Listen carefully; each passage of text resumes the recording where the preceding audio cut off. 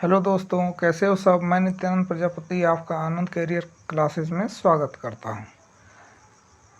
आज हम पढ़ेंगे प्रॉफिट एंड लॉस के एकदम बेसिक सा कॉन्सेप्ट। आप इस कॉन्सेप्ट को पूरी ध्यान से देखते रहिए और आप अगर ये कॉन्सेप्ट सीख जाते हैं, आपको हम सिखा देंगे एकदम आसानी से सीख जाते हैं, तो प्रॉफिट एंड लॉस के आज के बाद सवाल ऐसा कोई भी नहीं होगा जिसको आप लगा नहीं सकते। सभी के सभी प्रश्न आपसे हल हो जाएंगे। तो देखते हैं, आज एकदम बेसिक सा शुरुआत करने वाले हैं। तो हेडिंग लगाइए भाई, profit and loss. Profit and loss, लाभ तथा हानि। लाभ तथा हानि। देखिए, अगर इसको एकदम बेहतरीन तरह से समझना है, कोई भी सवाल अगर बेहतरीन तरीके से हमको समझना होता है, तो हम पहले उसके फैमिली के बारे में जानते हैं। फैमिली, उसके सदस्य कौन कौन से हैं, अर्थात हमें कौन कौन से नाम इसमें देखने को मिलेंगे।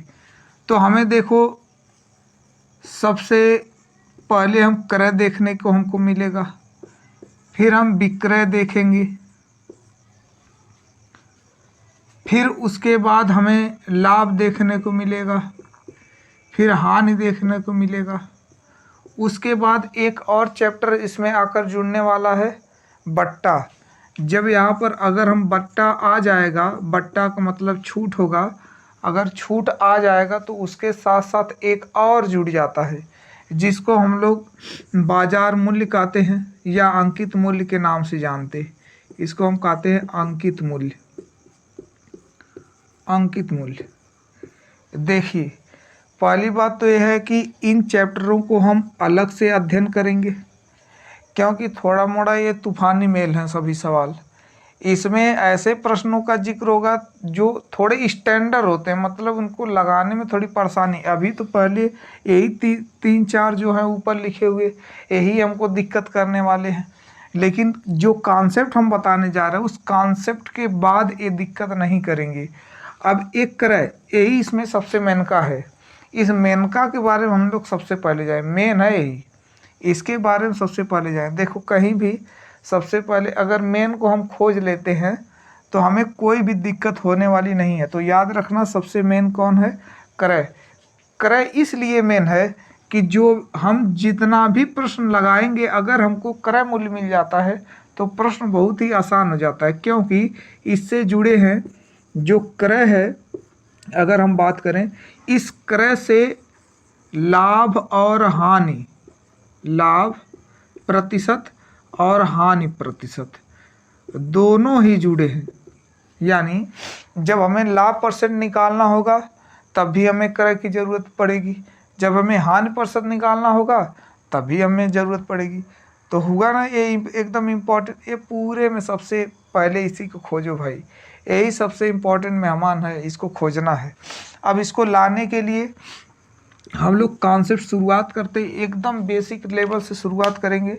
देखो, पहले इसको नोट डाउन करो कि ये क्रय पर, याद रखना, ये हमेशा लाभ परसेंट और हानि परसेंट हमेशा क्रय पर ही निकाले जाते हैं।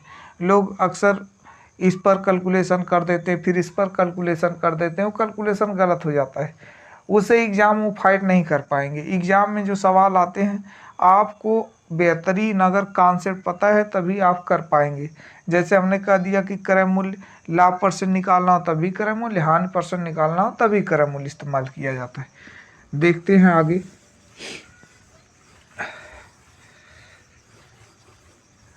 तो भैया सीखने जा रहे हैं इसका एकदम बेसिक सा कॉन्सेप्ट। देखो, जैसे हम कह दिए कि किसी वस्तु को हमने क्रय किया, वस्तु को क्रय किया। अब इस क्रय का मतलब होगा खरीदना। अब इस क्रय का मतलब होगा खरीदना। अब इसको हम लोग वैसे तो कहते हैं परचेस, लेकिन यहाँ पर जो गणित में हम लोगों को लगाना है, इसको लागत मूल्य भी कहते हैं, लागत मूल्य। अब लागत मूल्य को हम लोग कहेंगे कास्ट प्राइस। क्या कहेंगे भाई, लागत मूल्य को कास्ट प्राइस करेंगे।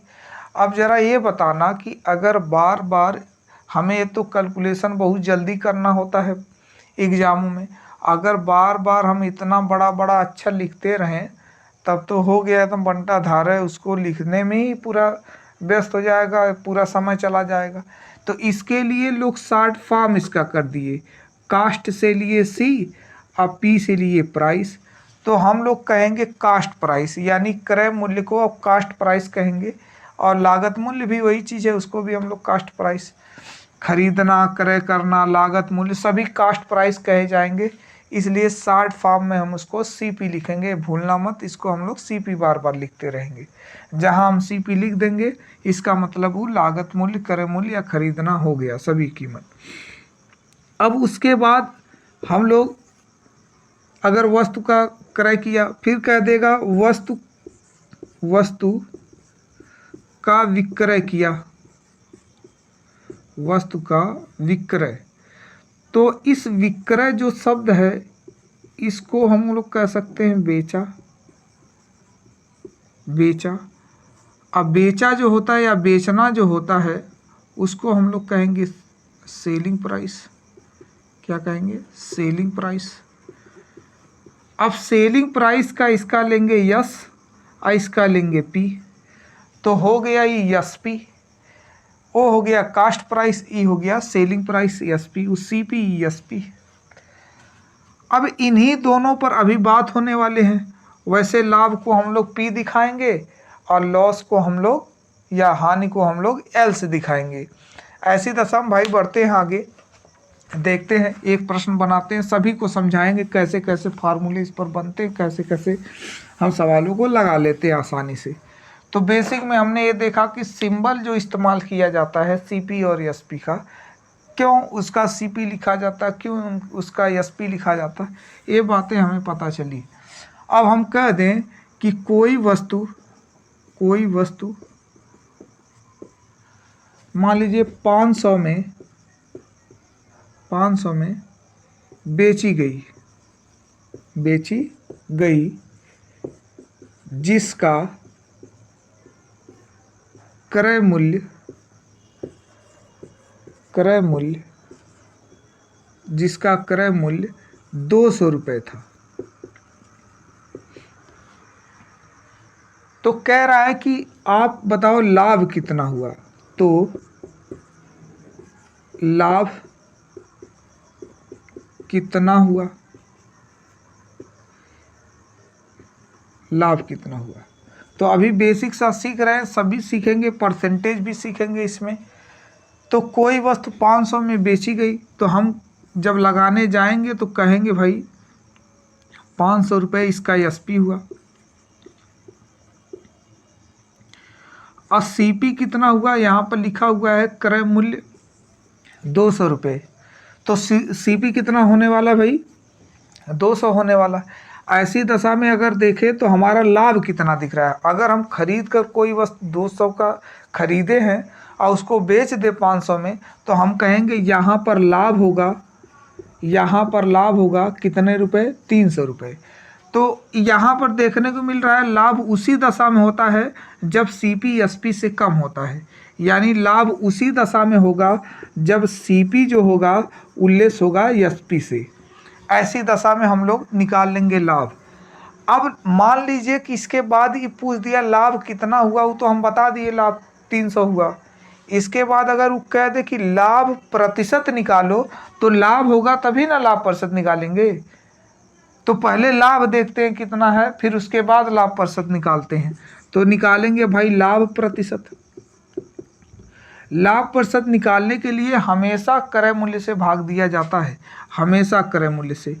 तो हम एक बार फॉर्मेट लिख देते हैं, हमेशा क्रय मूल्य से भाग दिया जाएगा और ऊपर लाभ लिया जाएगा, लाभ और यहाँ पर हो जाएगा 100। ऐसे दशा में 300 यहाँ पर हो जाएगा। और क्रय मूल्य जरा हमको बताइए, अगर हम इसकी बात ऊपर थोड़ा सा लिख दें, यहाँ पर अगर लाभ हुआ है यहाँ पर 300, क्रय मूल्य दिखा रहा था कितना, 200 रुपये, यहाँ पर 200 रुपये। तो गुणे 100, परसेंटेज निकालने के लिए 100 से गुणा कर देंगे, इसको इससे काट देंगे, इसको इससे, 2 पचे 10, 5 3 15, अर्थात 150% का हमें लाभ दिखाई दे रहा है। 150% का लाभ हुआ। ये बातें आपको समझ में आ रही हैं? नहीं समझ में आती हैं, बार बार आप बैक जाकर इसको देख सकते हैं, आप स्लो मोशन में करके इसको देख सकते हैं, लेकिन देखकर इस कॉन्सेप्ट को आप समझिए कि अगर सीपी छोटा हो जाता है एसपी से, ये तो कॉमन सी बात हो, ऐसा हम लोग दिमाग लगा लेंगे भाई कि खरीदे हैं 200 में, बेचेंगे 500 में, तो फायदा में तो होगा। तो फायदा होगा तो कितने का फायदा हुआ, इसी फायदों को हम लोग गणित में लाभ बोलते हैं। यहाँ पर लाभ का मतलब फायदा हुआ, फायदा हुआ तो फायदा तो हम समझ ही लेंगे। पैसे वैसे के मामले में लोग हिसाब बहुत जल्दी कर लेते हैं। तो लाभ हमारा हो गया 300। अब यहाँ पर अगर देखें, थोड़ा सा भाई मिटा कर देखते हैं, तो हमने इस प्रश्न में देखा कि पहले लाभ प्रतिशत निकालने के लिए हमें लाभ निकालना पड़ा। तो लाभ हम कैसे निकाले? लाभ हम निकाले 500 में से 200 घटाए थे। तो बताओ 500 में से तो 500 हमारा एसपी था और 200 हमारा सीपी था। अब लाभ को हम लोग पी लिख देंगे, तो हमारा ये सूत्र बना P बराबर SP माइनस CP। ये आपको याद करने की ज़रूरत नहीं है, बस केवल हम फॉर्मेलिटी पूरा कर रहे हैं कि ऐसा लोग किताबों में लिखे रहते हैं। तो किताबों में लिखा है ठीक है, लेकिन आपको कुछ बेसिक फास्ट जानकारी आनी चाहिए कि नहीं ये चीज़ें हम जानते हैं, इसको याद करने से कोई मतलब नहीं है। फिर भी इसको आपको नोट करना है ताकि ये आपकी कॉपी में पूरा बाकायदे तरीके से ही पढ़ा रहे। अब देखते हैं आगे उसी तरह प्रश्नों को। ये तो हमने प्रॉफिट समझाया अभी। अब लॉस को ज़रा समझाते हैं। लॉस को कैसे समझेंगे? जैसे कह दें किसी वस्तु की कीमत, किसी वस्तु की कीमत मान लीजिए कह दे 500 रुपये है, उसे 300 रुपये में बेच दिया गया। उसे 300 रुपये में बेच दिया गया, तो होने वाला प्रतिशत लाभ या हानि ज्ञात करें। अब देखिए ये हमको भुलवाने के लिए कह रहा है कि अगर भाई आपको कॉन्सेप्ट नहीं पता है तो आप दोनों में कंफ्यूज होइए, लाभ निकालना कि हानि परसेंट निकालना समझ ही में नहीं आएगा।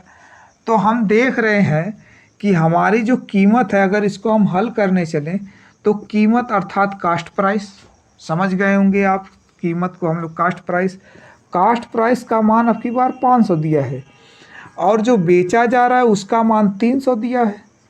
तो आप ही ज़रा दिमाग लगाइए, कोई वस्तु अगर हम 500 में ख़रीद कर लाते हैं और 300 का बेच देते हैं तो हमारा नुकसान ही तो हुआ। तो नुकसान कितने का हुआ? तो नुकसान को हम लोग हानि कहते हैं, इसको नुकसान कहते हैं, नुकसान यानी नुकसान को हानि। तो हानि कितनी हुई?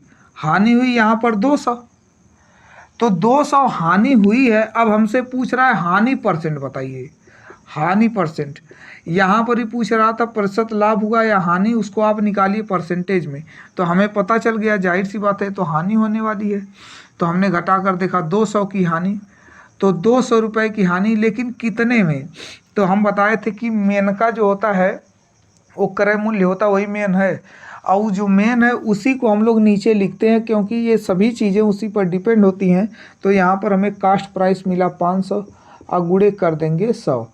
अब काट देंगे भाई, इसको इससे काट दिए, 5 चौके 20, यानी 40% की हमें हानि होती है। तो बेसिक सी चीज़ें ये भी समझ में आई। अब हमें ये लग रहा कि आपको ये चीज़ें समझ में आ गई होंगी।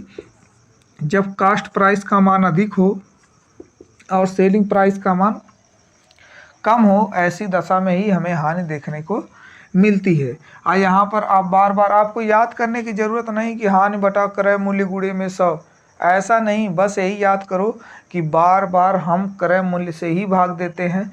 हमें हानि पूछ रहा है तो पहले हम हानि निकाल लें, हानि को ऊपर रख दें, ऊपर रखने के बाद क्रय मूल्य से हमेशा डिवाइड करेंगे और गुणे 100 कर देंगे, जैसा आप प्रश्नों में देख रहे हैं। ऐसा करने पर सभी सवाल हम हल कर ले जाएंगे।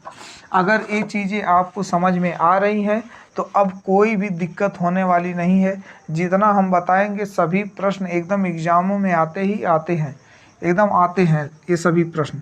चलिए मिटा देते हैं भाई, मिटा देते हैं।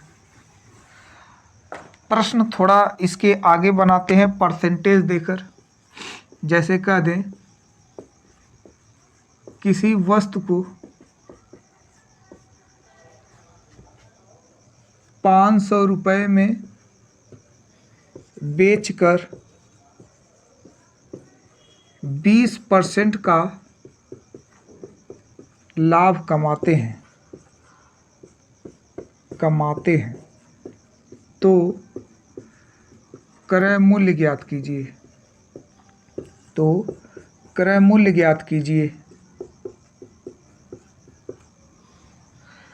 अब दे दिया हमसे सवाल कि किसी वस्तु को 500 रुपये में, यहाँ पर को रहेगा भाई, किसी वस्तु को 500 रुपये में बेचकर 20% का लाभ कमाते हैं तो क्रय मूल्य ज्ञात कीजिए। देखो इसको ही पूछ रहा है, आपको कोई सूत्र लगाने की ज़रूरत नहीं, बताने को हम सूत्र बता देंगे। देखो सूत्र आपको अगर लगाना है तो सूत्र आप लगा लीजिए।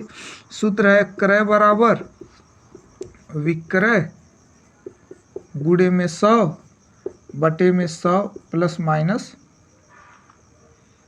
माइनस प्रॉफिट एंड लॉस, या प्लस माइनस रेट कर दीजिए आप। तो ऐसे में विक्रय हमारा हुआ 500 रुपये, दिया है 500 रुपये में बेचकर, यानी विक्रय मूल्य हुआ 500 रुपये। अब गुणे 100 कर देंगे। अब कह रहा है कि 20% लाभ, अगर लाभ होता है तो हम प्लस कर देते हैं और हानि होता तो माइनस कर देते हैं।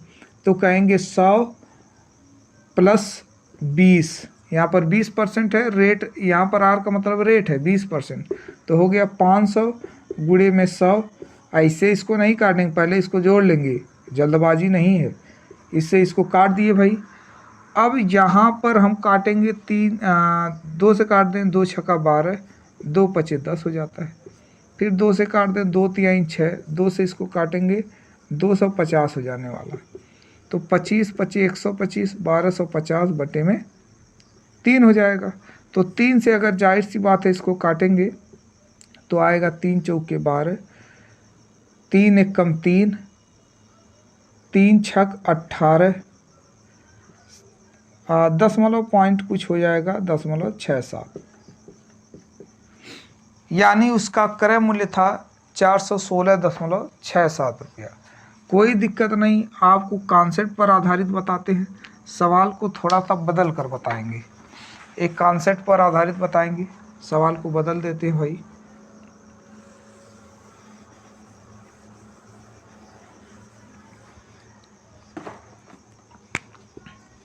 यहाँ पर हम 25 कर देते हैं।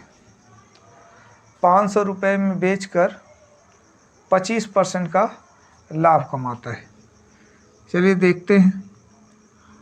हम पहले देखेंगे एसपी हमारा कितना दिया हुआ है, 500 एसपी दिया हुआ है, तो इसको अभी यहाँ पर रहने देते हैं। हम परसेंटेज से सवाल को स्टार्ट करेंगे। ये हम मानकर चल रहे हैं कि हमें फार्मूला वगैरह नहीं पता, तो हम कहेंगे माना क्रय 100 रुपया, माना क्रय 100 रुपया। अगर 100 रुपया है, 25% लाभ लेंगे तो बताइए भाई कितने में बेचेंगे? 125 में बेचेंगे। ठीक, वो कह रहा है नहीं 125 में नहीं बेचे, हम तो 500 में बेचे हैं। तो फिर वही बात आ गई, हम कह रहे हैं कि 125 में बेचे हैं, वो कह रहा है एग्जामिनर कि नहीं 500 रुपये में बेचे हैं।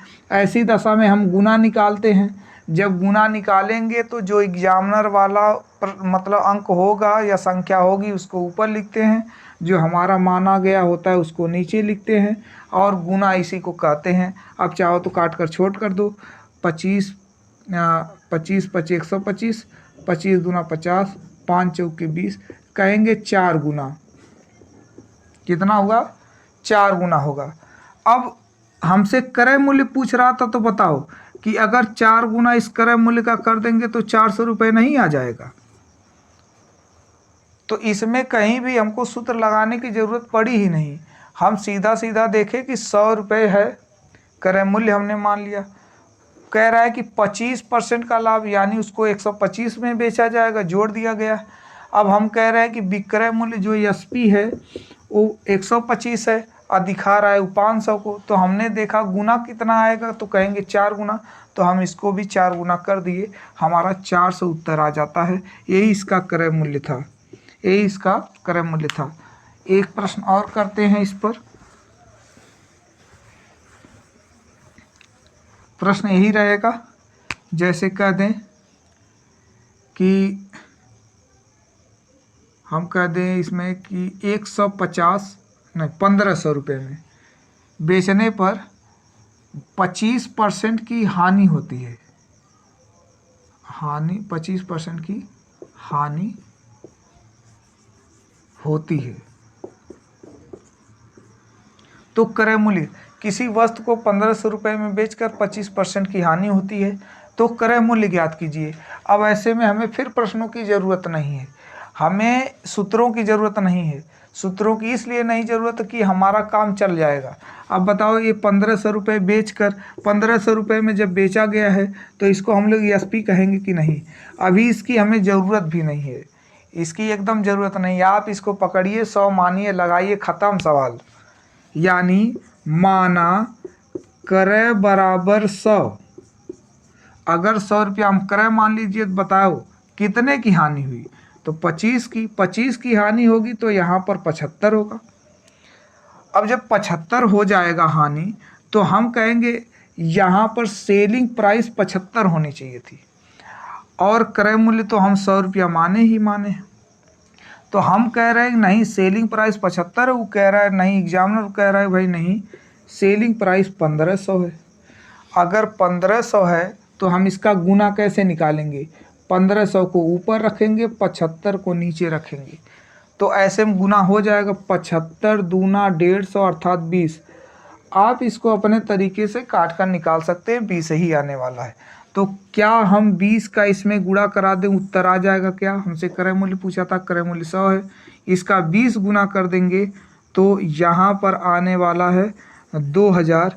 आप इसको कर ले गए।